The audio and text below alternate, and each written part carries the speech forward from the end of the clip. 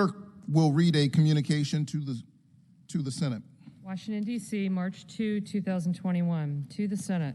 Under the provisions of Rule 1, Paragraph 3 of the Standing Rules of the Senate, I hereby appoint the Honorable Raphael G. Warnock, a senator from the state of Georgia, to perform the duties of the chair. Signed, Patrick J. Leahy, President pro tempore.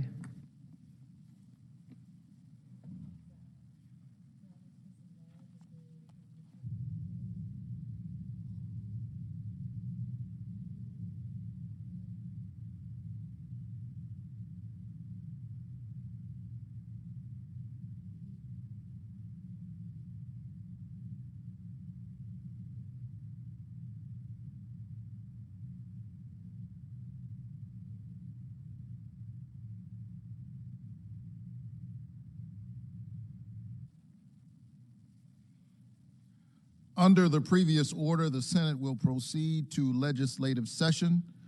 Under the previous order, the leadership time is reserved.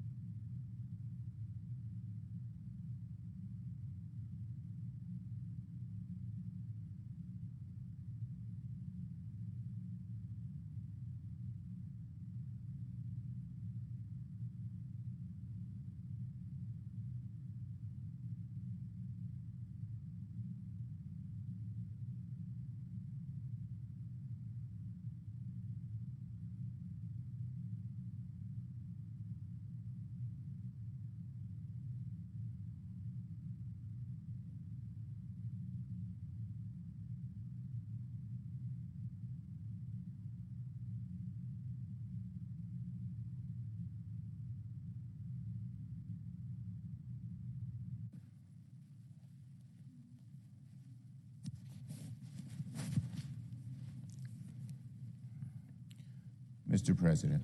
The Majority Leader is recognized. Quorum? No. Thank you, Mr. President. Now, today the Senate continues its steady progress in approving highly qualified nominees to serve in the executive branch.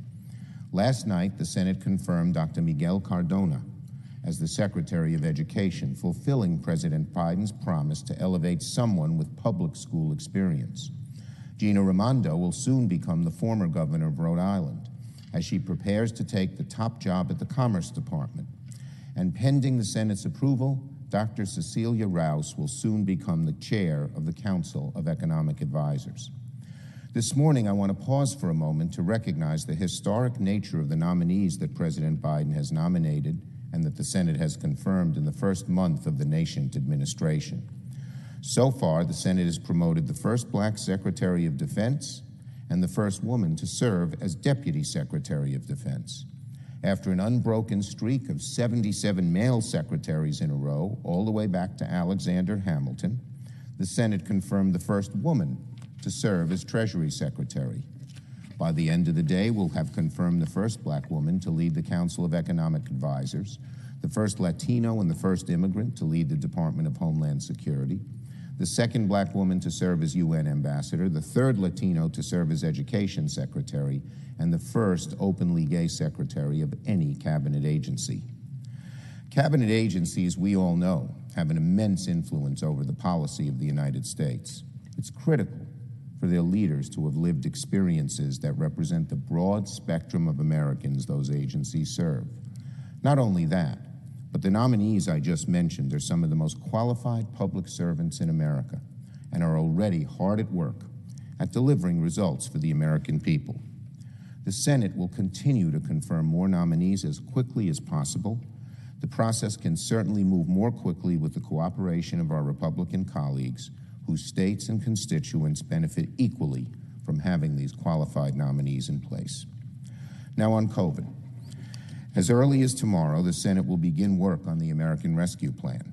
As the country faces a series of historic challenges, we must meet the moment with a historic response.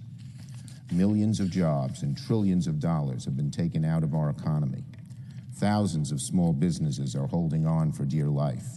And tens of millions of Americans are struggling with the rent, groceries, medicine, and utilities. Only a week ago, the United States crossed the tragic milestone of 500,000 deaths from COVID-19, a stark reminder that the pandemic isn't done with us yet. Over the past year, Congress has stepped up to the plate to pass important relief measures, but the job is not complete.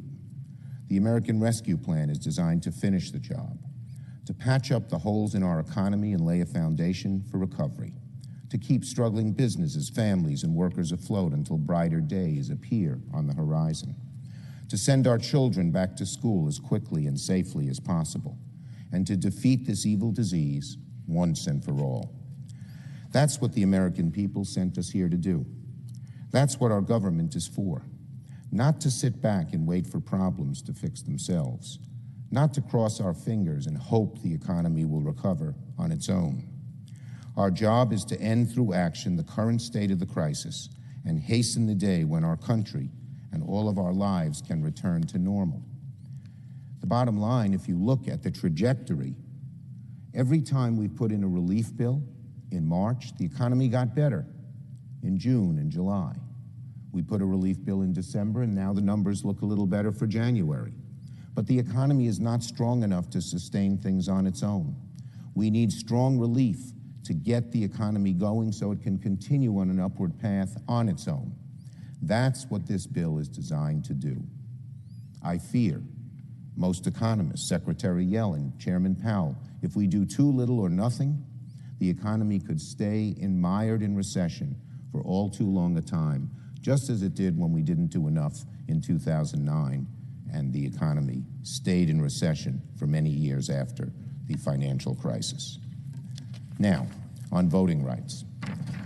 In our American system, we talk a lot about perfecting our union, a reference to the preamble of the Constitution, a document which effectively gave only white male landowners the right to vote in our fledgling democracy.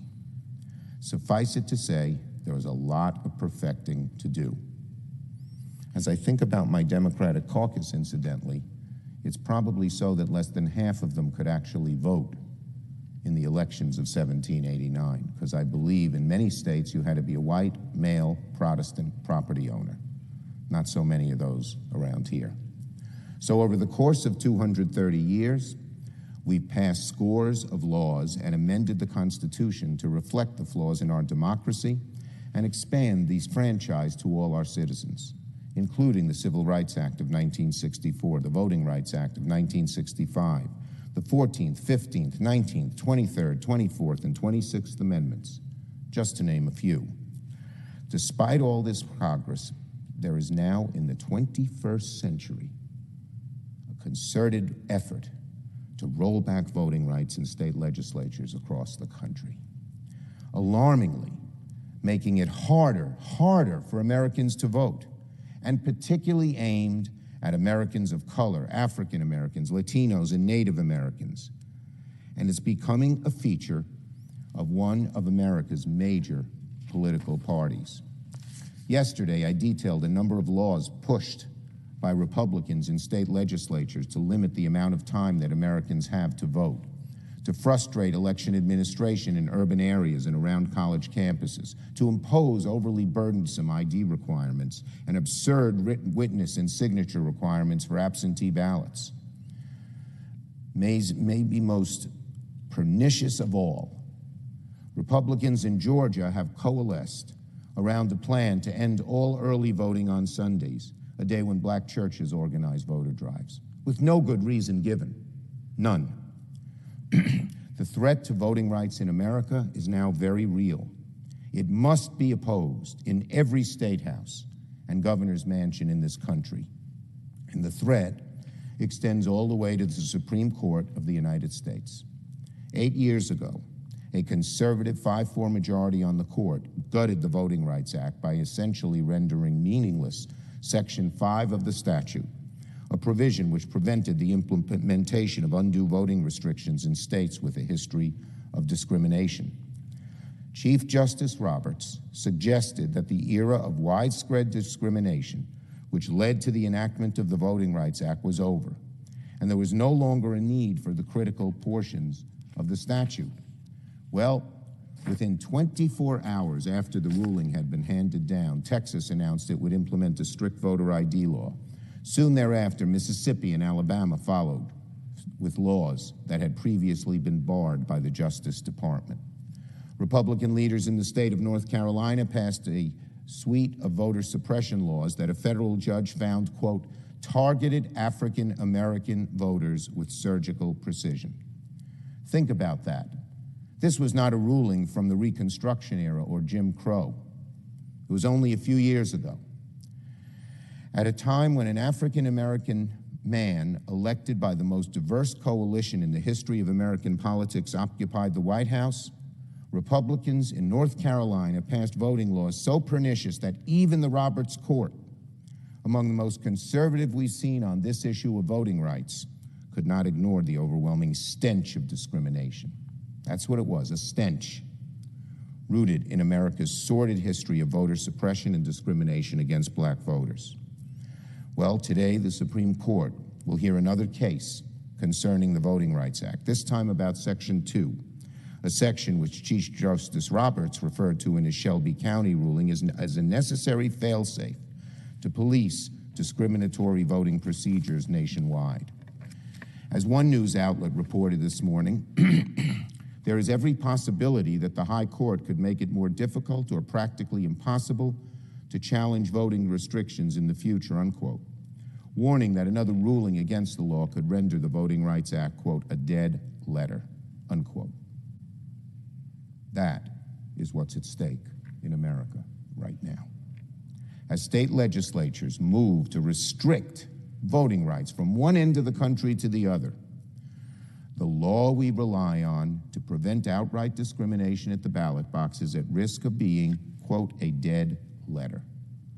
This is one of the most appalling things I've seen in this country after 4 years of an appalling administration. This is just incredible.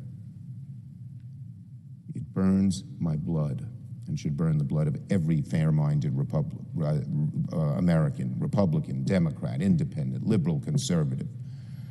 After centuries of expanding the right to vote, of struggling to get that right to vote, these pernicious, self-serving proposed laws to cut back on the right to vote. Will the Supreme Court let that happen? So against what America's all about. So, we cannot stand by and do nothing as these rights are diluted or stripped away. Congress must pursue a restoration of the Voting Rights Act, and by all accounts should be working in a bipartisan way to make it easier, safer, and more convenient for all Americans to vote. The judgment of history has never been kind to those who work against the full participation of their fellow citizens in our democratic experiment. I yield the floor.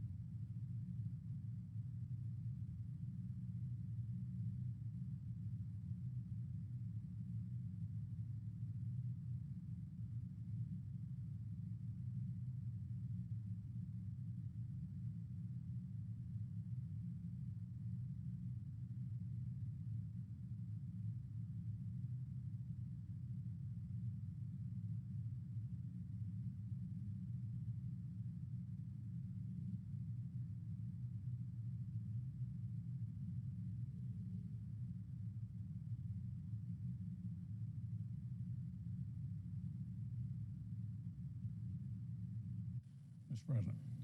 The Republican leader is recognized. There's been a lot of discussion about the Democrats' decision to load up their partisan spending bill with liberal items that are completely unrelated to the pandemic. We're at a key turning point in this crisis.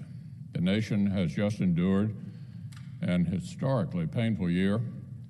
The virus has stolen 500,000 American lives.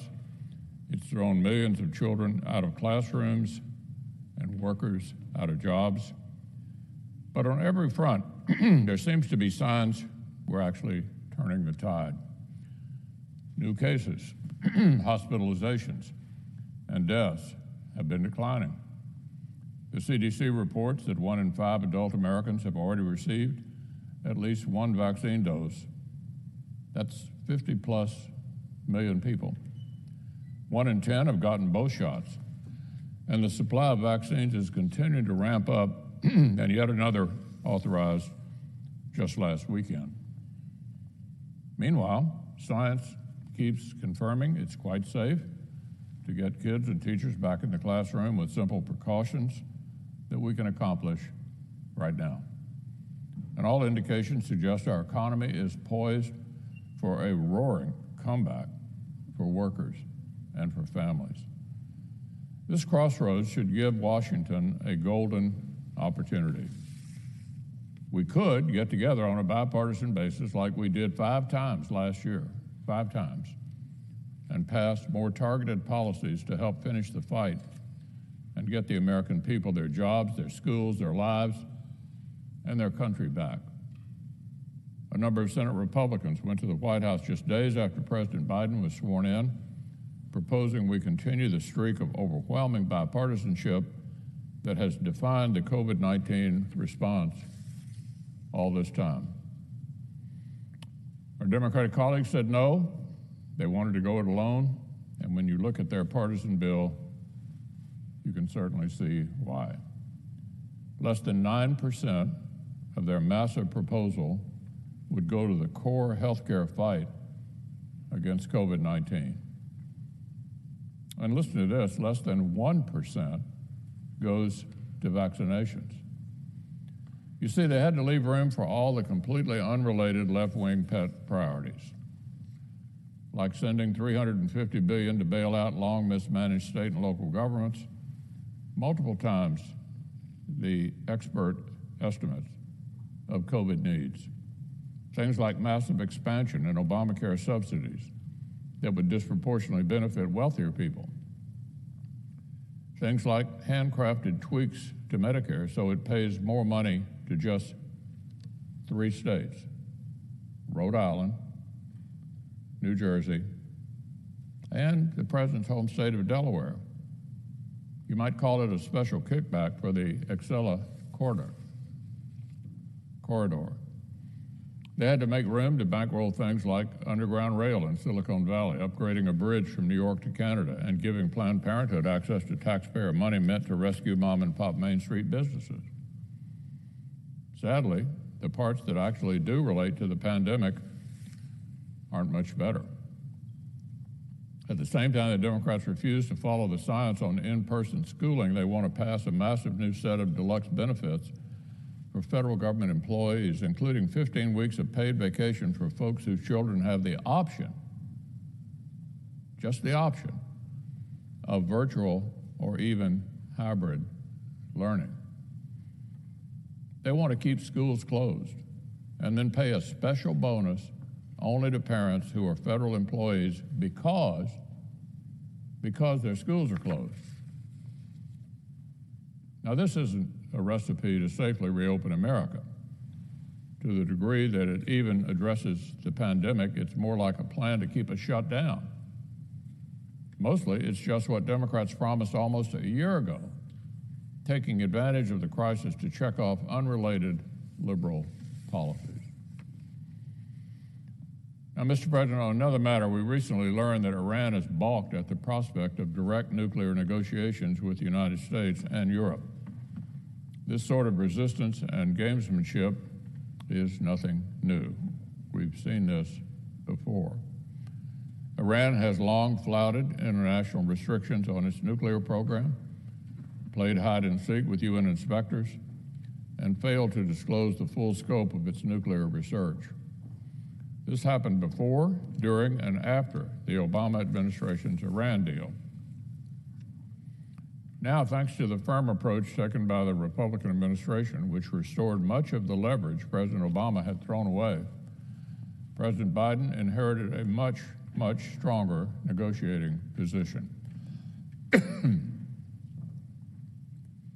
Let me make it clear, Republicans do not oppose nuclear diplomacy. We hope the administration will secure a better, stronger, and more lasting deal than President Obama's. But to do so, President Biden's team must avoid the mistakes of the JCPOA. Here's how you do that. coordinate closely with partners and allies who are most immediately threatened by Tehran, and treat Congress as a partner to be consulted, not a problem to be managed. And most importantly, don't give up any leverage for free. Of course the mullahs are playing coy. They want concessions before they even come to the table. In December, after President Biden was elected, Iran's parliament reaffirmed their intent to continue acting out if sanctions were not eased. Well, I hope it is only the Iranians and not the administration's negotiators who need this reminder. Look, the United States holds all the cards. President Biden is the commander-in-chief of a superpower. There are no circumstances, none, in which Iran should get money for nothing. And there's no need to rush into the talks. The administration should take care not to squander our upper hand just to spite the last administration. Nor should President Biden's team discount the value of the growing regional unity against Iran that is embodied in the new Abraham Accords.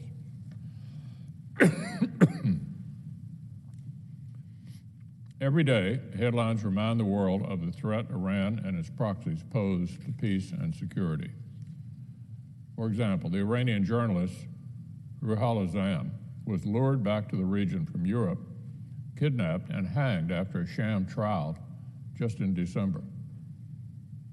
The Lebanese activist Lachman Slim was an outspoken critic of Hezbollah until he was shot dead in his car.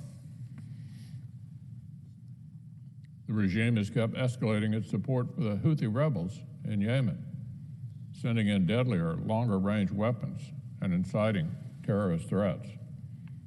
The Houthis have escalated attacks on Yemen's neighbors, including in civilian areas, and launched a military offensive. It's a military offensive that jeopardizes the peace negotiations being undertaken by UN Special Envoy Martin Griffiths. Just last week, an Israeli civilian shipping vessel pulled into port with a gaping damage from a missile attack. And Tehran's pet militias in Iraq have fired rocket barrages against our own American diplomatic and military facilities. They're communicating to the Biden administration in the mullah's preferred language: violence. Like I said over the weekend, President Biden was right to respond to this threat by authorizing strikes against targets belonging to Iranian proxy groups. The right decision.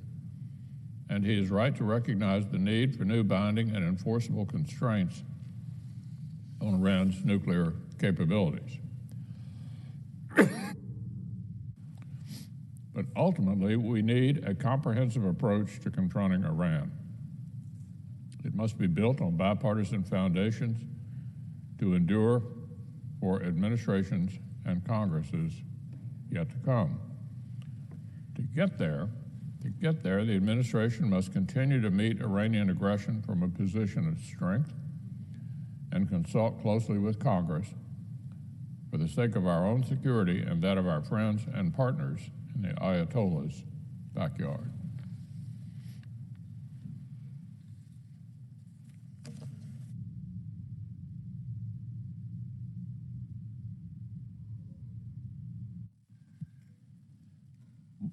Morning business is closed. Under the previous order, the Senate will proceed to executive session to resume consideration of the following nomination, which the clerk will report. Nomination, Department of Commerce, Gina Marie Raimondo of Rhode Island to be secretary. Yes.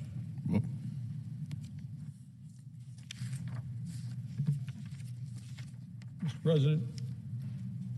Senator from Wyoming. Thank you, Mr. President. Mr. President, I've come to the floor on several occasions now to talk about this $1.9 trillion spending bill that will be soon before this body. I've talked about different parts of the bill on different occasions. I've talked about the mandates, the bailouts, and the billions and billions of dollars of spending completely unrelated to coronavirus. Now, these are all reasons enough to oppose this piece of legislation. Today, I'd like to talk about another problem that I see with the bill, and that's that this bill would now subsidize health insurance far beyond what was ever imagined when the House and the Senate passed the Obama health care law. Way beyond the subsidies ever envisioned in that. One analysis shows that this bill would give a family of four making close to $250,000 a year. Family of four making close to $250,000 a year. Up to $9,000 in free subsidies for health care. Now, that's not 4 times the poverty level, that's almost 4 times the average income of a household in the United States. You know, government aid is supposed to be for those who need it, people who can't make it on their own. But that's not been the focus of the Democrats with this legislation. This legislation is not about coronavirus, not about coronavirus testing and vaccination. They've already been paid for, so that someone who wants to get a test or gets a vaccine, they get it. It's paid for previously. The vaccines are free. We don't need additional money to pay for the shot. We voted on that last year. It's the law of the land. This new proposal with these additional subsidies is just going to get us this much closer to one-size-fits-all socialized medicine. Now, Democrats have realized for many years that the Obama health care law has failed America. They know it's unaffordable for working families. People understand that the co-pays are so high, the deductibles are so high, that people that have been mandated to buy it found that they didn't really get any value for their money. Many people I've talked to said with Obamacare, the premiums were so high, it was actually higher than their mortgage at home. Well, Republicans want to lower health care costs, actually the cost of care. Democrats seem to just want to raise what government pays. And Democrats are also trying to pressure states into expand Medicaid. There are about a dozen states that have chosen not to expand Medicaid. Now, I'm a doctor. I know the importance of Medicaid. I know the importance of providing care for people who cannot care for themselves. Often that is families, low-income families, pregnant women, patients with disabilities. You look at the original intent of Medicaid, huge value for the American people, but not with what they've seen with the Obamacare expansion. We should work together for these most vulnerable of individuals so that they can get the care that they need. Yet, it's not what Democrats are doing with this proposal, not with the additional subsidies, not with the additional expansion of Medicaid. They're trying to bribe states to give free care to able-bodied working adults. Not the people that were originally intended to be helped by Medicaid, but for able-bodied working adults. Mr. President, those are people who ought to be getting their health insurance through their job, through work. That's the best way this works for them, insurance that they can use without these extraordinarily high deductibles and copays that we see with Obamacare. The contrast could not be cleaner, Mr. President. Republicans are offering the American people a stronger economy and opening schools. That's what we ought to be focusing on. Democrats in the health care law is subsidizing health insurance for the rich. It's astonishing. You wouldn't think it would be that way. It doesn't make sense. It's not coronavirus relief. People need relief now. They want their kids back to school. They want to get back to work. They want to put the virus behind them. That's not what I see in this $1.9 trillion bill that the Senate will soon be considering. I think only $1 out of 11 of this $1.9 trillion bill actually goes to help get people back to work, kids back to school. Focuses on the health care components of coronavirus. The kids back to school component, you say, well, there's money to put back in kids back to school. 95% of that money doesn't even start to get spent until 2022. The coronavirus crisis is going to be beyond us and behind us by 2022. Mr. President, we should be working together, targeting support for the American people who need it the most, not subsidizing people who don't actually need the subsidies. Thank you, Mr. President. I yield the floor. Suggest the absence of a quorum. Ms. Baldwin.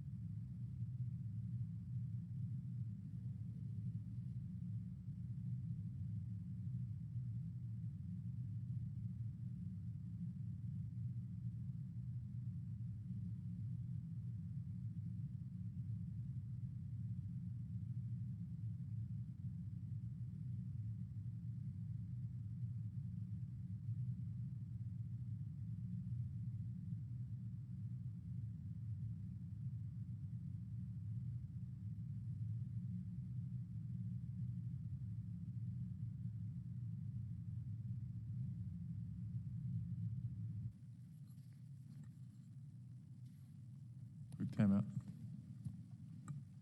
Mr. President, Republican whip. Senate in a quorum call. Yes, it is. I would ask unanimous consent the quorum call be lifted. Without objection. Mr. President, Democrats continue to push forward with their partisan COVID legislation. The House of Representatives passed the Democrats' $1.9 trillion partisan wish list on Saturday, and the Senate is expected to take it up later this week. Just weeks after the President expressed his commitment to unity at his inauguration, he and his party are forcing through exclusively partisan legislation despite Republicans' clear willingness to negotiate. Mr. President, when it comes to the Democrats' COVID bill, President Biden keeps asking, what would you have me cut? As if there's no way anyone could dispute the necessity of anything in this legislation. Well, Mr. President, as I said last week, I have some suggestions because this bill is rife with unnecessary and problematic provisions. Democrats are presenting this as a COVID relief bill, but a lot of this bill has little to do with responding to the pandemic. In fact, Mr. President, less than 10% of the bill is directly related to combating the COVID health crisis.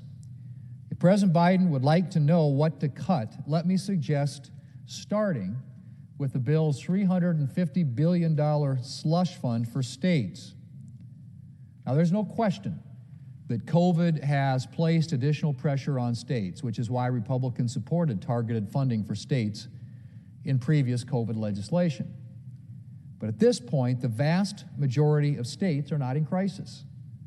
A number of states actually saw higher tax revenues in 2020, and a majority of states, including my home state of South Dakota, have the resources that they need to weather the rest of the pandemic. Even if the federal government bailed out those states that are still struggling, some at least, partially because of their own mismanagement, $350 billion far exceeds the amount that would be needed. Democrats are simply providing a large and unnecessary giveaway to states with the distribution formula heavily weighted in favor of blue states. Then there's the bill's funding for schools. Now, Republicans are committed to getting schools reopened so our kids can get back to the in-person learning that they need. It's why we voted for $68 billion in COVID funding for K-12 schools last year. But right now, Mr. President, schools don't need additional funding. So far, K-12 schools have spent just $5 billion of the $68 billion that we provided them. Yet the Democrats' bill would provide nearly $129 billion in additional funding.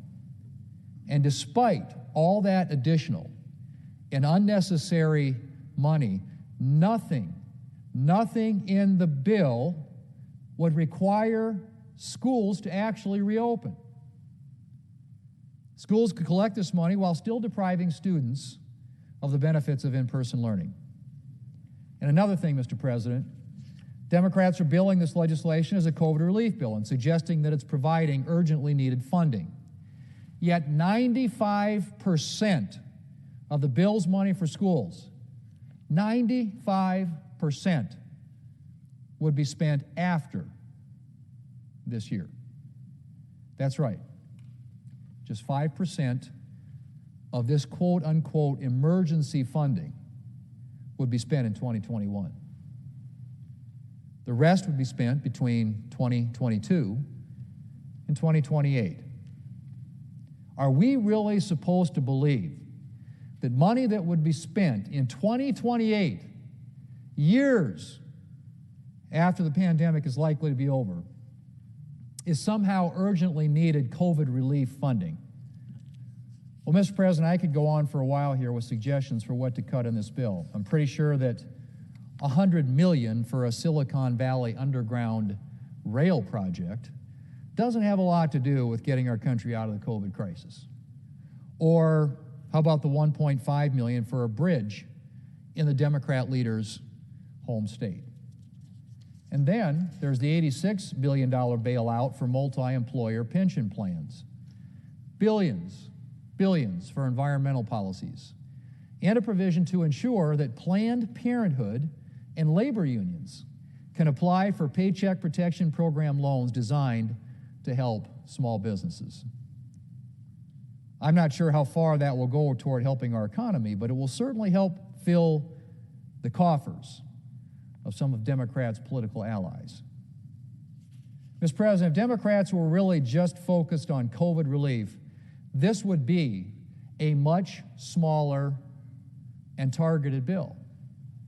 But Democrats' ambitions were much larger than just addressing the COVID crisis. As a Democrat political operative famously said, never allow a good crisis to go to waste. Well, Democrats have taken that advice and are using the COVID crisis as cover for a whole list of partisan priorities with potentially very negative consequences. The Democrats' COVID bill runs a very real risk of overstimulating the economy, as evidenced by the large increase we've seen in money supply, which could, among other things, drive up prices on the goods that Americans use every day. In other words, inflation, Mr. President. Even some liberal economists have sounded the alarm over the size of the Democrats' coronavirus legislation. And then, of course, there's the danger posed by further driving up our debt. Now, we had to borrow a lot of money last year to meet the demands of the coronavirus crisis. And while it was money we needed to borrow, we need to be very aware of the fact that we added a substantial amount to our already very large national debt. We need to be very careful about any additional borrowing and ensure that we're only borrowing what's absolutely necessary. I think it goes without saying, Mr. President, that the more that we borrow, the more debt we have to retire.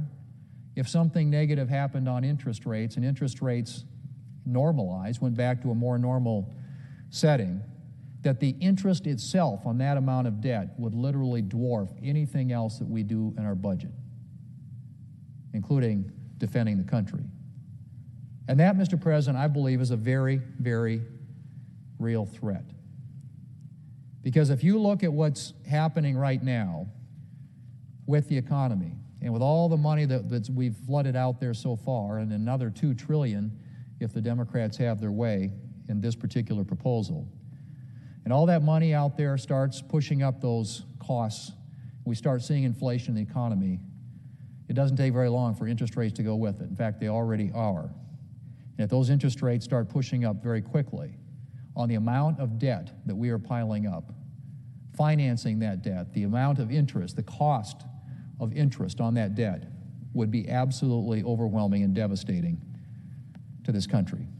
And so, Mr. President, we need to be very, very careful about any additional borrowing and ensure that we are only borrowing what's absolutely necessary. And that means making sure that anything we do in terms of additional pandemic relief is targeted and fiscally responsible. And that does not include money for a bridge in New York or a taxpayer bailout for mismanaged states. Mr. President, it's deeply disappointing that Democrats chose to turn their backs on bipartisanship. Republicans were ready to work with Democrats on additional targeted relief. And as I have pointed out before, the pandemic has been an issue on which, at least up until now, there's been very much bipartisan support. Last year, when Republicans were in the majority, we did five coronavirus bills, all bipartisan, all done at the 60-vote threshold that governs most legislation that moves through the Senate in a cooperative way. In this case, the Democrats are plowing forward, pushing this legislation in a very partisan way, Mr. President, and I think that's unfortunate, given our history on this issue of bipartisanship and the importance of making sure that we are doing the right things on behalf of the American people to help them get through this pandemic. Choosing to pursue a partisan process allows Democrats to stuff the bill with unnecessary spending and political payoffs. But that is not the way to help our country or our economy recover. Mr. President, I yield the floor, and I suggest the absence of a quorum.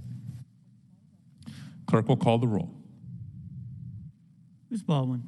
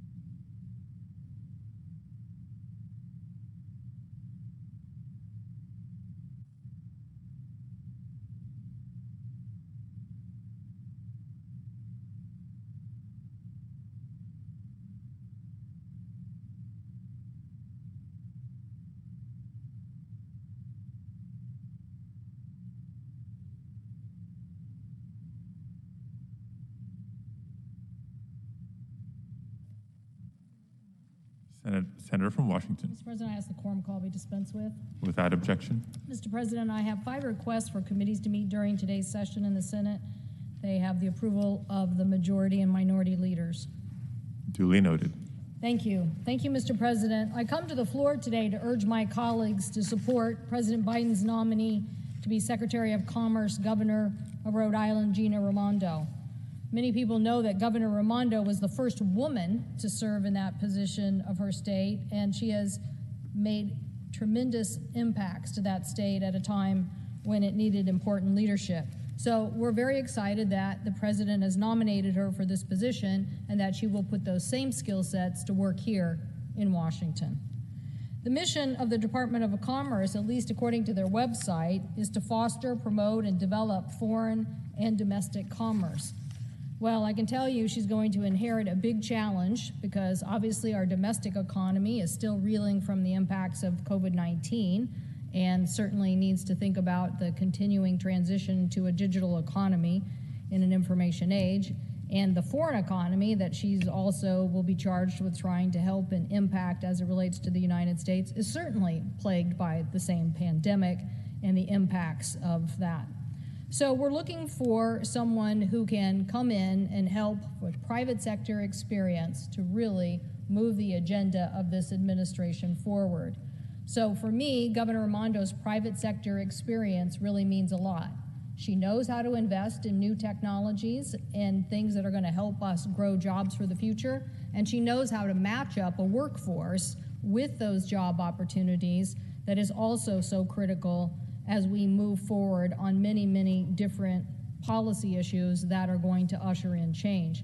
As governor, she invested in workforce training and matching workers with relevant small business experience called her Rhode Island Job Initiative. The program served over more than 1,700 employers and 11,000 people throughout the state. She was able to send her state's unemployment rates tumbling to a 30-year low simply by doing a really focused job of matching workforce training to the needs of those industries that were growing in her state.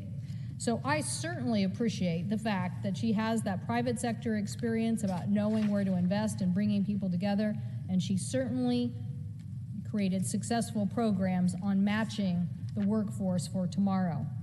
But make no mistake, the Department of Commerce is going to have a very challenging role as we try to deal with the impacts of COVID-19.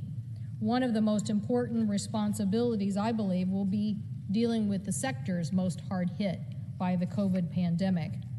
I'm glad that Governor Raimondo is the governor of a coastal state, because one of the most impacted industries we've seen is the seafood industry, which is affected greatly by COVID-19 since early January 2020, when the lockdowns in China and around the world impacted the fishing seafood sector. U.S. seafood exports to China dropped by 31% in January of 2020 and 40% by February of 2020.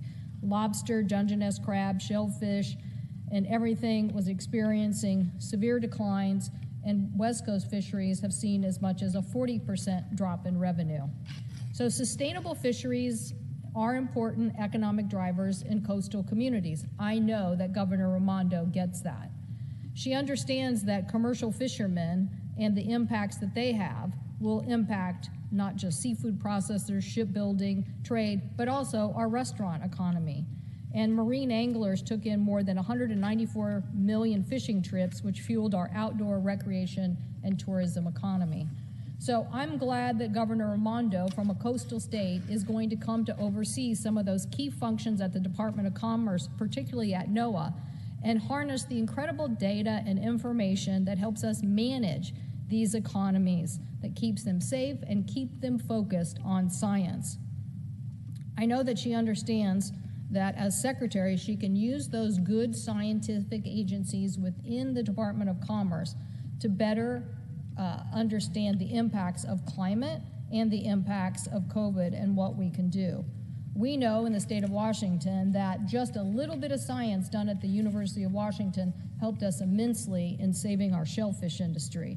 Now we need to do more for fisheries across the United States. We need to invest in things that I call salmon infrastructure to keep, as we continue to grow our economy and continue to move forward on infrastructure, that we're also keeping ways to return salmon.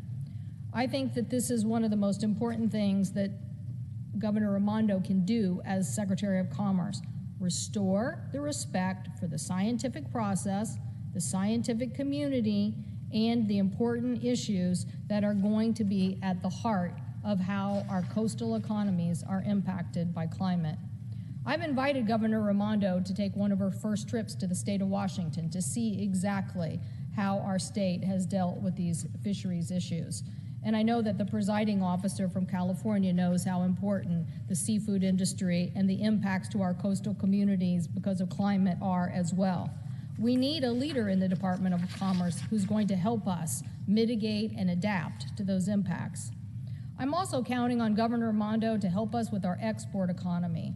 Everything from our ports to farmers to aerospace. Exports mean jobs, and about 1 in 4 jobs in the state of Washington are related to trade. So frankly, I think she's a departure from the last president and the last Commerce Secretary, Wilbur Ross. I think he and the president spent a lot more time shaking their fists at the world community than engaging them on policies that were really going to open up markets and help us move forward with getting our products in the door.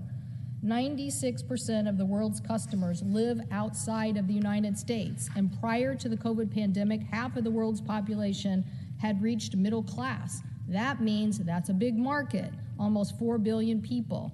U.S. exporters need to be able to reach those markets and to grow the U.S. economy and grow U.S. jobs. We need to work with our allies like Europe and Japan to meet the real challenges we face from China. We need to expand U.S. exports in other fast-growing markets around Asia and South America and around the world. And the Department of Commerce has a key role in promoting those exports, helping our companies enter new markets, and U.S. Commercial service officials are on the front lines of these issues around the globe. So I know Governor Raimondo understands the importance of this export market, and she understands that the Department of Commerce can play a very big role in it, and I hope that she will get to work soon on working within the Biden administration to make this a big priority. And I also want to say that I know that she is going to, on other science agencies within the Department of Commerce, play a critical role. Everything from the National Institute of Science and Technology, a small agency that doesn't get a lot of attention, but it is very consensus-based on standards and fostering growth in a number of industries that are so important to communications and manufacturing and public safety. And so I hope that she will use, again, her private sector experience in knowing where to invest in new technologies to help us continue to grow economies like the space economy that we have in the state of Washington. We're very proud that we have, as commercial space travel has started to be a major focus of the private sector, have grown many businesses and many jobs in our state in that area, and we want to see it continue to grow. But we need Governor Raimondo's leadership on the important policies that divide us on these issues. The U.S.-EU Privacy Shield Agreement is such a negotiation. I know my colleague, Senator Wicker, who's been very involved in these discussions and negotiations, know exactly how important digital trade is. And Commerce is leading up these talks to resolve these disputes. We must ensure the continued free flow of commercial data between the U.S. and Europe. A lot is at stake. U.S. and EU digital trade is worth more than $300 billion annually and includes more than $218 billion in U.S. exports to Europe. Every business that exports or imports or has a presence and investment in the United States or Europe will face difficulties if we don't resolve these issues and barriers to cross-border data transfer. So all of this is a very big risk, and we want Governor Raimondo to get to work on this very quickly and help resolve these issues. The free flow of data between the U.S. and Europe is critical to 5,000 tech companies in my state and more than $2.8 billion of digital exports in our economy. So I'm pretty sure that this is the same, as I said to the presiding officer. I know he gets how important digital trade is to the state of California and would like to see these issues addressed as well. So, Mr. President, these are very big challenges for the Department of Commerce and the next Commerce Secretary to basically make sure that the impacts of COVID are dealt with in our economy and to usher in a new era of an information age by making the right investments and depending on science, to help our key coastal communities that also have been greatly impacted using and harnessing the aspects of NOAA, and really bringing in the type of leadership we need at the Department of Commerce to resolve our problems as a new digital age emerges here on an international basis and continue to allow our economy to grow. I know she's the right choice. I urge my colleagues to support her nomination. And Mr. President, I thank the President. I yield the floor and suggest an absence of a quorum.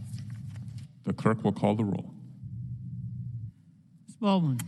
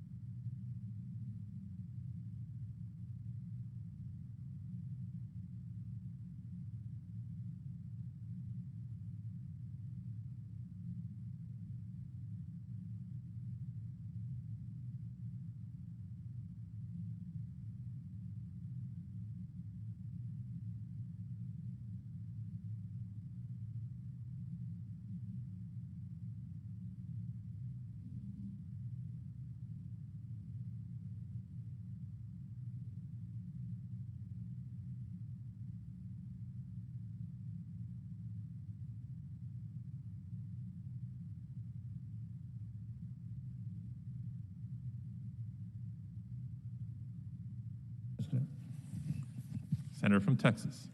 Mr. President, I ask unanimous consent that the quorum call be dispensed with. Without objection. Mr. President, this week our Democratic colleagues are striving to break Congress's perfect record of bipartisan pandemic relief. Last year, 5 relief packages were signed into law, each with overwhelming bipartisan support. No bill received fewer than 90 votes here in the Senate, and one even passed unanimously. The reason why these bills receive such broad support is because they address the crisis at hand in a targeted manner. No controversial provisions or unrelated partisan priorities, just clear-cut relief for the American people. As I said, the perfect record of common sense bipartisan relief packages will apparently end this week. The bill our Democratic colleagues are preparing to bring to the Senate floor have been drafted by only one party. As you can imagine, that process lends itself to a sort of partisan Christmas tree decorating. Democrats have taken the framework of the COVID relief bill and added a range of liberal priorities that have absolutely nothing to do with COVID-19. A Silicon Valley subway system, a blank check for mismanaged union pension plans, a bridge from New York to Canada, and funding for climate justice. It's no surprise that this bill passed the House on a strict party line vote. But the COVID-19 relief label isn't fooling anybody. This is a partisan wish list that does more to advance a political agenda than to respond to the legitimate public health and economic needs of our country. That's why our Democratic colleagues have chosen to abuse the budget reconciliation process in order to make a law. And based on the price tag of this bill, you would think it was March 2020 all over again. Despite the fact we have made serious headway in vaccinations, that our economy is recovering by leaps and bounds, and all signs show we're moving toward that light at the end of the tunnel, our Democratic colleagues are prepared to spend another $1.9 trillion of borrowed money. That's about half as much as all previous bills combined. What's even more concerning than the cost is how the money is going to be spent. One great example is funding for education. So far, Congress has provided more than $110 billion for K through 12 education, including $68 billion in the relief bill that was signed into law just in December, just a couple of months ago. Schools in Texas have used this money to update air filtration systems, purchase personal protective equipment, and implement regular disinfecting so students and teachers can safely return to the classroom. After all, we know in-person instruction is best for our children. I have sections of my state where at least a third of the lower income students don't have dependable access to broadband, much less the kind of supervision that they would need in order to continue their learning. Study after study have shown that kids have fallen behind while learning virtually, especially in foundational subjects like math and reading. And the learning deficit is even greater for students of color and those in high poverty communities. One study found that for math, white students began this school year about 1 to 3 months behind in learning, while students of color were more likely to be 3 to 5 months behind. And the impact on our students isn't purely academic. As we know, there are serious mental, social, and emotional tolls to be paid as well. We need our schools to open, and of course we need to do so safely. The experts tell us not only is that possible, but it has already been done in states across the country. The Center for Disease Control published a report in January that found, and I quote, "There's been little evidence that schools have contributed meaningfully to increased community transmission," close quote. The lead author of that report affirmed that even in places with high infection rates, there's no evidence that schools will transmit the virus at a higher rate than the general community. In short, schools are not a breeding ground for COVID-19 as long as appropriate precautions are taken, and they can reopen safely. The good news is there's already plenty of funding to make that happen. In December, the Center for Disease Control estimated schools would need about $22 billion to open safely. As of February the 9th, of the $68 billion that was provided for K through 12 schools in the combined relief packages, only about $5 billion has been spent.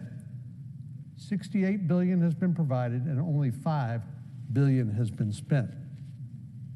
Despite clear evidence that 1, kids are struggling with virtual learning, 2, schools can safely reopen with the right precautions, and 3, that there's plenty of funding to help schools implement these measures, our Democratic colleagues are prepared to spend another $130 billion for K through 12 education without any sort of incentive or requirement for children to return safely to the classroom.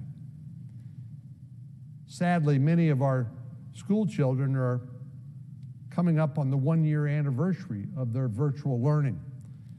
And unfortunately, there seems to be very little momentum for letting those students return to the classroom, and unfortunately, by default, they are falling farther behind. Since most of the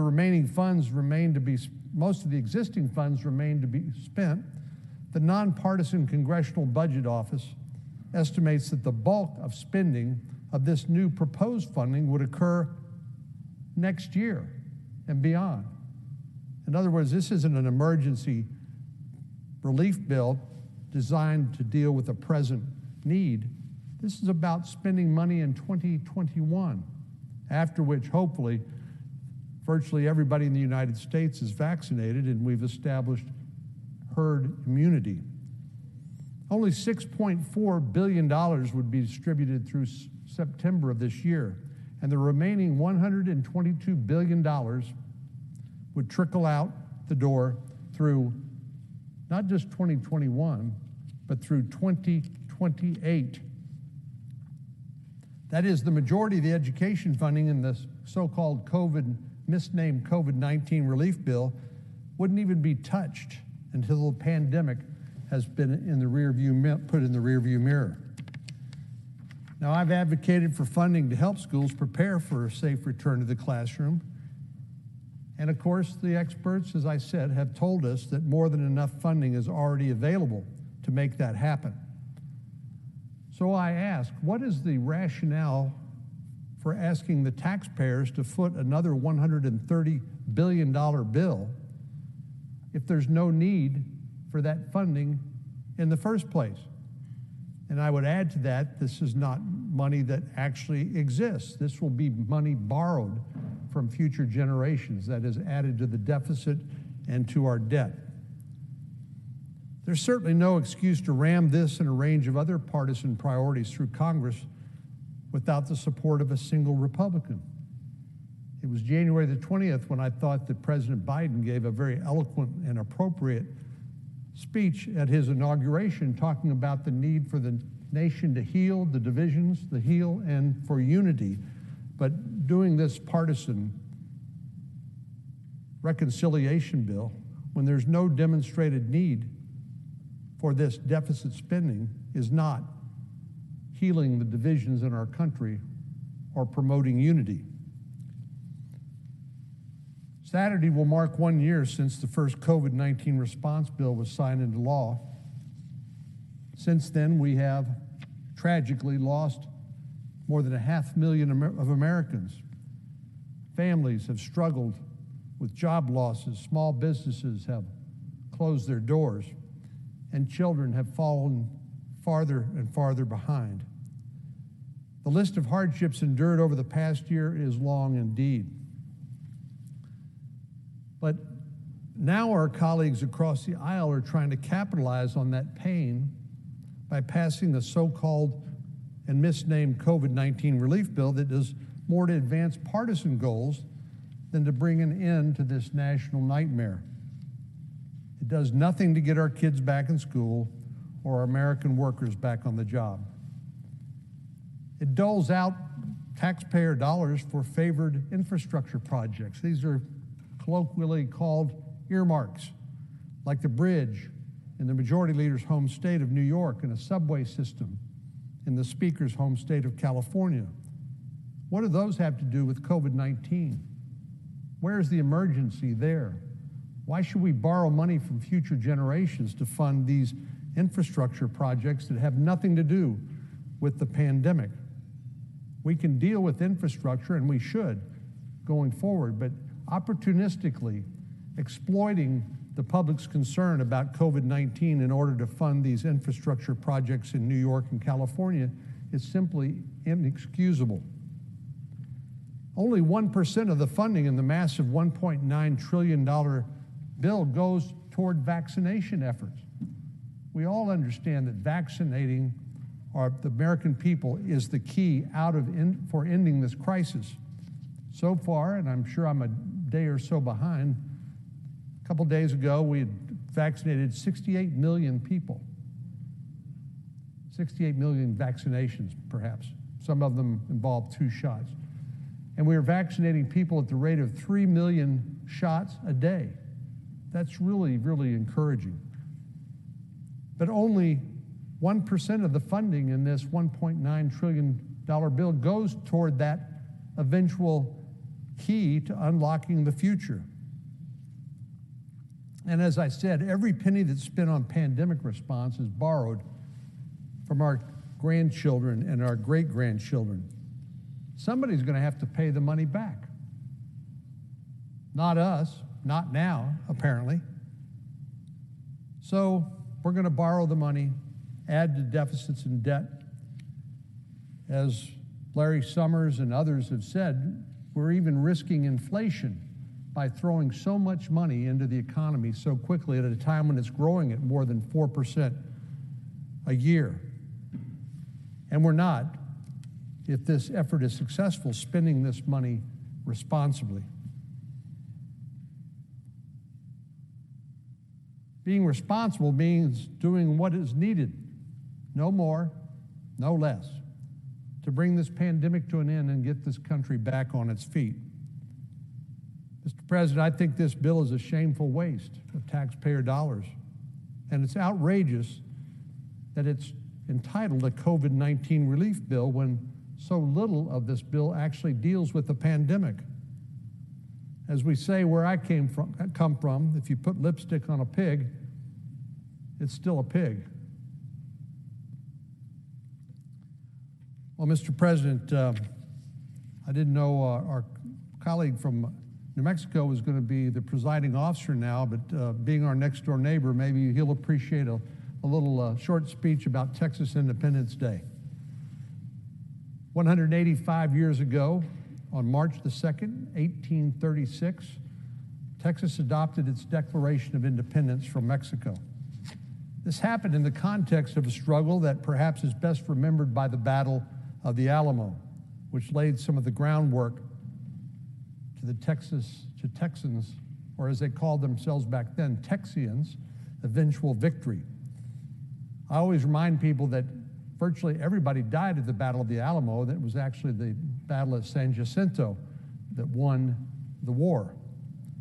But just 1 week shy of that momentous day, a 26-year-old lieutenant colonel in the Texas Army named William Barrett Travis and his fellow soldiers were outnumbered nearly 10-1 by the forces of the Mexican dictator Antonio Lopez de Santa Anna. Colonel Travis wrote a letter that has arguably become the most famous document in Texas history. Here in the Senate, both Republicans and Democrats from Texas have had the honor of reading that letter every year since 1961, when then Senator John Tower began that tradition. So today I'd like to express my gratitude for these Texas patriots, many of whom would go on to serve in the U.S. Congress, including Sam Houston, whose Senate seat I am honored to occupy. And it's my great honor to read the Travis letter here on the Senate floor. The letter was addressed to the people of Texas and all Americans around the world. Fellow citizens and compatriots, Travis wrote, I am besieged by 1,000 or more of the Mexicans under Santa Anna. I've sustained a continual bombardment and cannonade for 24 hours, and I have not lost a man. The enemy has demanded a surrender at discretion. Otherwise, the garrison is to be put to the sword if the fort is taken. I've answered the demand with a cannon shot, and our flag still waves proudly from the walls. I shall never surrender or retreat. Then I call on you in the name of liberty, of patriotism, and everything dear to the American character to come to our aid with all dispatch. The enemy is receiving reinforcements daily and will no doubt increase to 3,000 or 4,000 in 4 or 5 days. If this call is neglected, I'm determined to sustain myself as long as possible and die like a soldier who never forgets what is due to his own honor and that of his country, victory or death. Signed, William Barrett Travis. As I said, Mr. President, in the battle that ensued, all 189 defenders of the Alamo gave their lives. But they did not die in vain. In fact, we Texans might not be around if it weren't for them. We might still be part of Mexico. The Battle of the Alamo bought precious time for the Texas revolutionaries, allowing General Sam Houston to maneuver his army into position for the decisive victory, as I said, in the Battle of San Jacinto. For 9 years, the Republic of Texas thrived as a nation. That's the reason we fly our flag at the same height as the United States flag, unlike other states. But then in 1845, we were annexed to the United States as the 28th state. Every single day, I'm honored to represent the people of my state here in the United States Senate, an opportunity that would not be possible without the sacrifices made by brave men like William Barrett Travis 185 years ago. Mr. President, I yield the floor.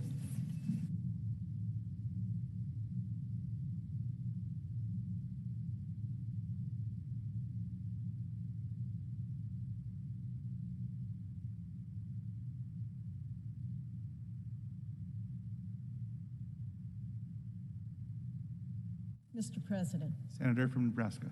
Thank you, Mr. President.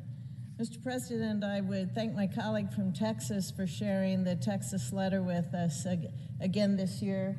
It is always inspiring to hear those words, to remember the sacrifices that were made in Texas. It reminds us all of the sacrifices that are made daily across this country by people who love this country and stand for its unity. So thank you, Mr. President, to my colleague from Texas. Mr. President, I come to the floor today because the Senate will likely vote soon on the Biden stimulus bill. I think all of us in this chamber agree that we want to get relief for the American people. That was our objective when we passed the CARES Act last year, which allocated $2.2 trillion for the relief effort. It was our objective when we passed 4 other COVID relief bills in 2020, and these brought the total up to $4 trillion. All of these measures were the result of bipartisan cooperation and negotiations, Democrats and Republicans working together. But right now, the president and congressional Democrats are pushing a completely partisan product through a totally partisan process to promote their progressive agenda. They call it the American Rescue Plan, and the price tag is $1.9 trillion, more than double what we spent after the financial crisis starting in 2008. When combined with the 5 COVID packages we've already enacted, the total cost to the American taxpayers would be close to $6 trillion, more than the GDP of every country other than China and the United States. And as of the end of January, hundreds of billions of dollars from these bills has yet to be spent. December's relief bill dedicated $284 billion to the Paycheck Protection Program, but only a quarter of those funds have been obligated. That same bill provided $20 billion for economic injury disaster loans. None of it had been spent by February 1st. The same is true of the CARES Act's funding for community planning programs, for which hundreds of millions of dollars remain unspent. Over 90% of these bills combined funding for mental health programs was sitting idle as of late January as well. The White House calls this bill, quote, emergency legislative package to fund vaccinations, provide immediate direct relief to families bearing the brunt of the COVID-19 crisis, and supporting struggling communities, end quote. Each of these things is important, and support for them should absolutely be part of any package we pass. But when you look somewhere other than the White House website to find out what is actually in this bill, you see that many parts of it don't belong in a package that's meant to help us recover from our fight against this virus. Let us start with what will make the biggest difference for working families: the direct payments to individual Americans. For months, I have supported sending these checks. I went on the record in December to say that people are hurting and that we should help them with more aid in the form of direct payments. I think these payments are a good idea, but they should be targeted to those who truly need them, not sent to people who haven't been affected in the same way as the millions of Americans who have lost their jobs. If this once-in-a-century pandemic hasn't put you out of work at one point or another, you've been lucky. But this plan would give you a check even if you've never lost your job and struggled to pay your bills. That is not right.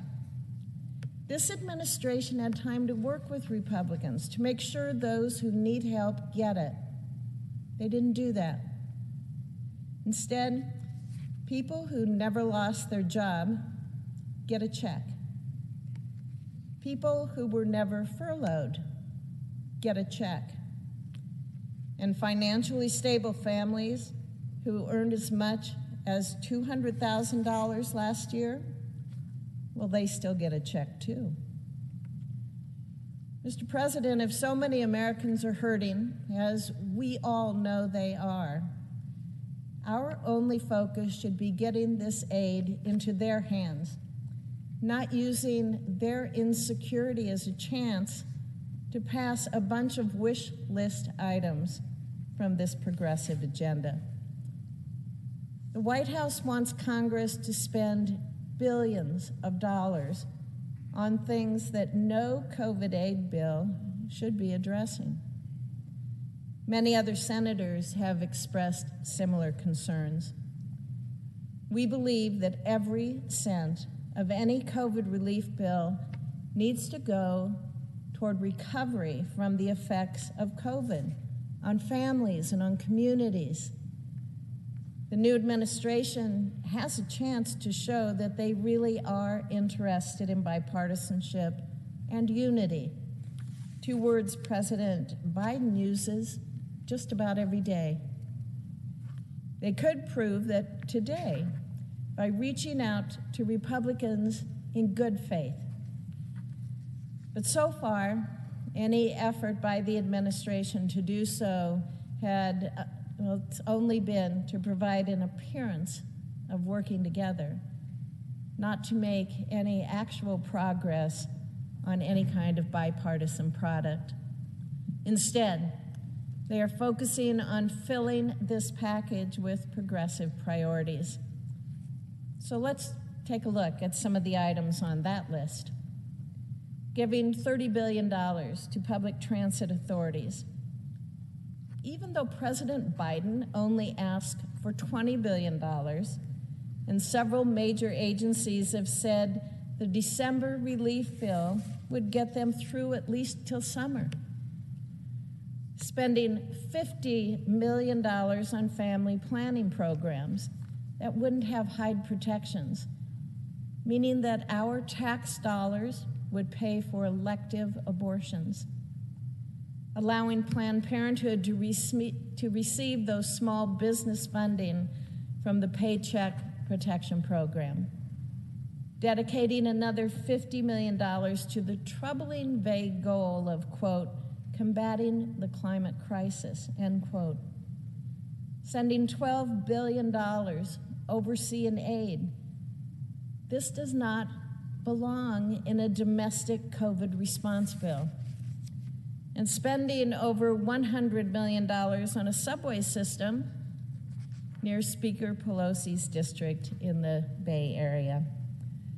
I will leave it up to my Democratic colleagues to explain how expanding a subway in Northern California would help all Americans build back better in this pandemic. So far, they are silent. This is supposed to be an emergency rescue plan for the Americans who have been hit hardest by COVID. But instead, the Biden stimulus plan doesn't make any of the tough decisions we need to make, and it uses Americans' hard-earned tax dollars as a blank check. This proposal also pays lip service to the importance of getting students back into the classroom, while asking this body to vote for things that would do exactly the opposite. Even though almost $70 billion of the funds dedicated to schools in December's relief bill still hasn't been spent, this American Rescue Plan would give them nearly $170 billion more. My colleagues on the other side of the aisle say this money is necessary for a majority of K-8 schools to safely reopen in the president's first 100 days. But their bill would reserve 95% of that new money for the years 2022 to 2028. How does that help family today who want their kids to get back to school? They want them back in school now, so how does it help? This bill goes even further than that. It would treat schools that choose to open and schools that remained closed the same way, which does nothing to incentivize them to get their kids back in the classrooms. This plan would also give $350 billion to states, cities, and localities. A big chunk of that money will be used to bail out states like New York, California, which have kept people away from their jobs and their children out of schools for months on end. Even worse, this bill tallies states' and localities' level of funding based on raw unemployment numbers, not their unemployment rate. That would punish both red and blue states that have handled this pandemic well. It leaves behind states like mine, like Nebraska, which has the lowest unemployment rate in the country, because we have succeeded in balancing safety and reopening where other states have failed. It would also hurt Minnesota, Vermont, and New Hampshire, 3 blue states that have kept their unemployment numbers low. When you look under the hood, this bill is more about passing that partisan wish list than getting the United States through the worst public health crisis that we have faced in over a century. At best, the name American Rescue Plan is misleading. At worst, it is deceptive. I stand ready to work with the administration and my Democratic colleagues in Congress to address these issues and to get Americans the help that they need in a targeted, reasonable, and a productive way. We did that with the CARES Act, and we could do it again if our colleagues on the other side are willing. That is the way the Senate is supposed to work, in a bipartisan way. It's how we reach consensus and deliver the policies that the American people need and that the American people deserve. I know I share the sentiments of many of my colleagues when I say I'm disappointed in how this process has been conducted. Without an effort to compromise and to make major changes in this stimulus package, I will be voting no. Thank you, Mr. President. I yield the floor.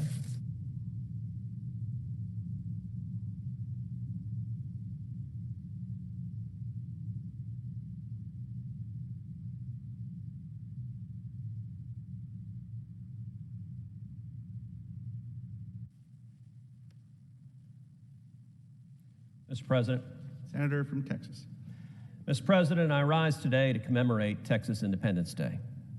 185 years ago today, on March 2nd, 1836, the Republic of Texas declared our independence from the nation of Mexico.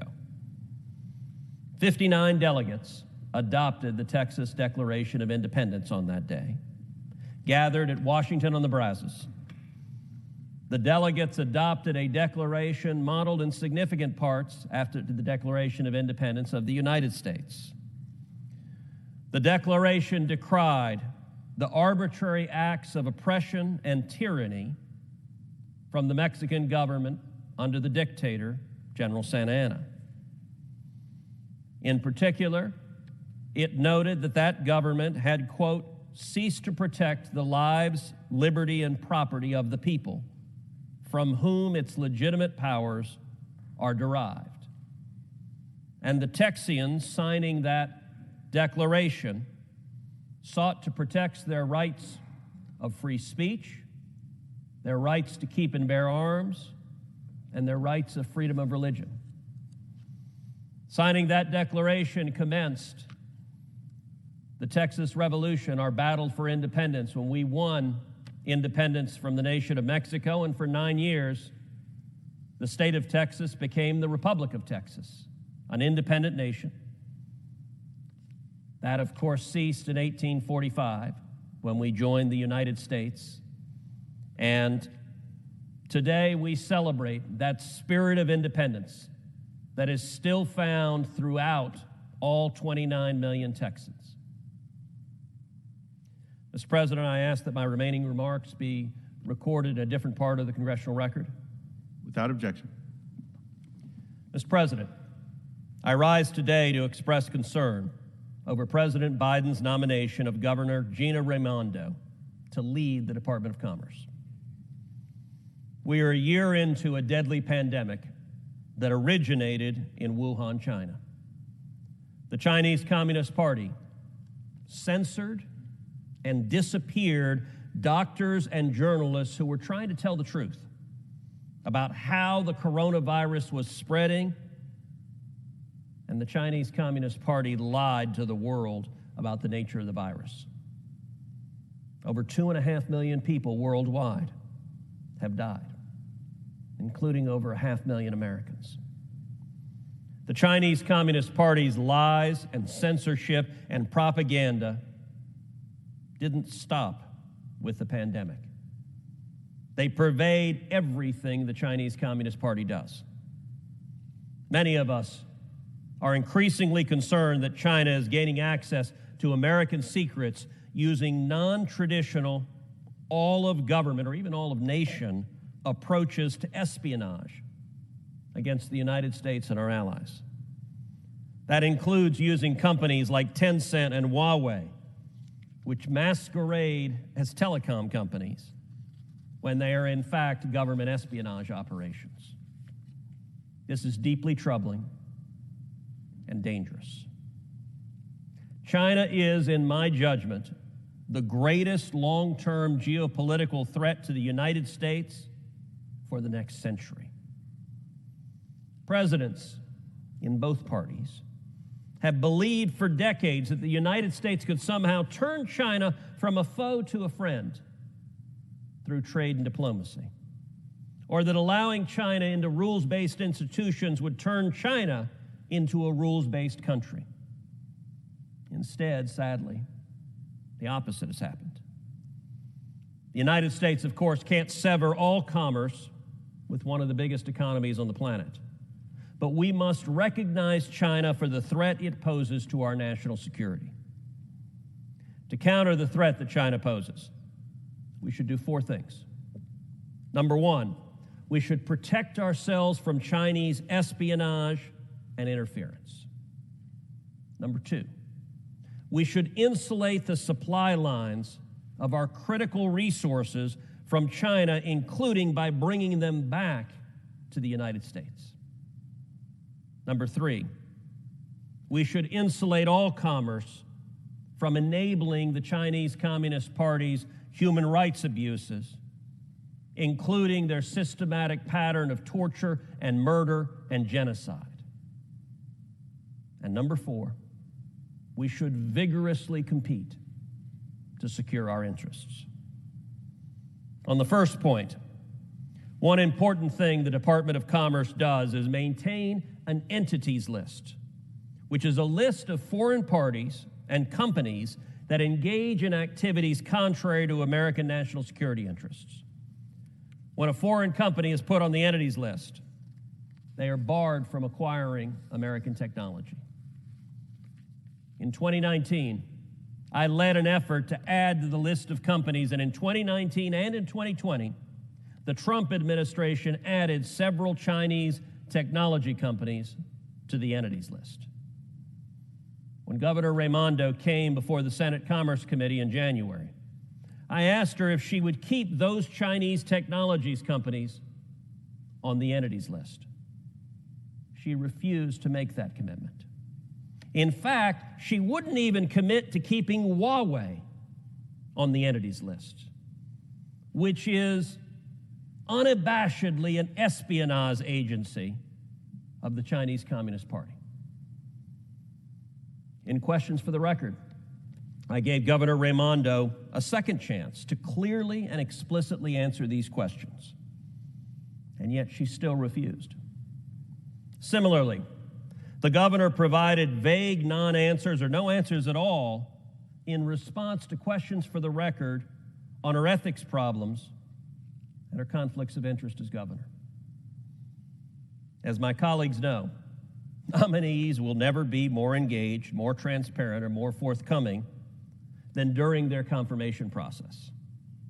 That Governor Raimondo has refused to be any one of these speaks volumes to how she would act if confirmed as secretary. The fact of the matter is that there has been a rush to embrace the worst elements of the Chinese Communist Party in the Biden administration. And that includes Governor Raimondo. That's why I placed a hold on her confirmation. And it's why I will be voting not to confirm her to lead the Department of Commerce. Governor Raimondo's nomination is part of a pattern.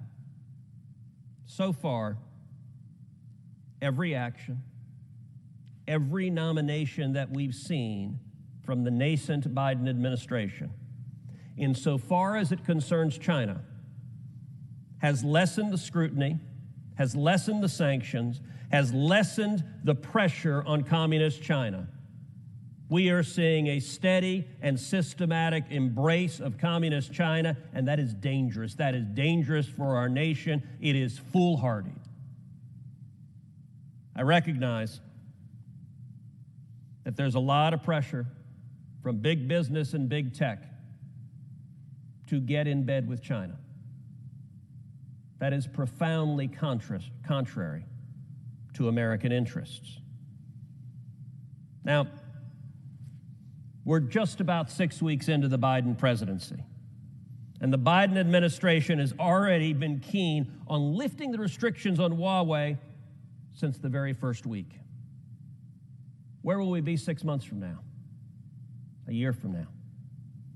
Prohibiting the use of platforms like Huawei and safeguarding American technology from being exploited by Chinese espionage infrastructure are common sense measures to protect American national security. Before the coronavirus pandemic, the understanding of the threat posed by Communist China was more limited. It was more limited in Washington, where both Democrats and Republicans mistakenly believed China was our friend, and it was more limited internationally. For 8 years in the Senate, I had been calling out the threat posed by Communist China. Sometimes a lonely position in this town. But as events transpired the last year and the world saw the systematic pattern of lies and deception and death coming from the Chinese Communist government, eyes have been opened and the severity of the threat has been underscored. Before this pandemic, our ally, the United Kingdom, was moving forward with plans to allow Huawei to install significant telecommunications infrastructure in the UK. The United States government had vigorously urged the UK not to go down that road, that it would open up the United Kingdom to espionage from the Chinese government. The United Kingdom is one of the members of the Five Eyes intelligence sharing network, a network of our closest allies where we share our most sensitive, our most important, our most confidential national security secrets. I had the opportunity to sit down with Nigel Farage on a podcast I host and to talk about Brexit, to talk about Europe, but to also talk about Huawei and the threat from China. As I said to Nigel on the podcast, as much as we love the Brits, as valuable a friend as the UK is to the United States, if the UK went forward with allowing Huawei to install significant telecom infrastructure in its country, we might have to reassess the UK's participation in the Five Eyes security network. As I put it then, 4 eyes are better than 6 eyes. Well, I'm grateful to say that following the coronavirus pandemic, the United Kingdom reconsidered its decision. It saw the threat of Communist China and Huawei, and it stepped back from the brink. That was the right thing to do, and it did so in response to considerable pressure from the United States government. I very much hope that this pattern we are seeing of the Biden administration embracing Communist China will not reverse that pressure, will not lighten up on our allies and tacitly encourage them to move forward with Huawei to allow the espionage architecture to be put in place in their nations. That would render America more vulnerable. It would render our allies more vulnerable. It would render the world more vulnerable. It would have been a very simple matter for Governor Raimondo to commit to keeping Huawei on the entities list. It would have been a very simple matter for Governor Raimondo to commit to keeping the Chinese technology companies that I urged be added to the list, keeping them on the list. She refused to do so repeatedly. As I said, this appears to be a part of a pattern of a systematic decision to embrace Communist China. If that is indeed the direction the Biden administration is going, I hope that members of both parties who have seen the threat posed by Communist China will urge the President, will urge the Cabinet, will urge this administration, stop the embrace of Communist China. Defend the interest of the United States of America. Because she was not willing to make these commitments, I will be voting against the confirmation of Governor Raimondo, and I encourage my colleagues to do the same. I yield the floor, and I suggest the absence of a quorum. Will the senator withhold his request? I withhold my request. Under the previous order, the Senate stands in recess until 2:15 p.m.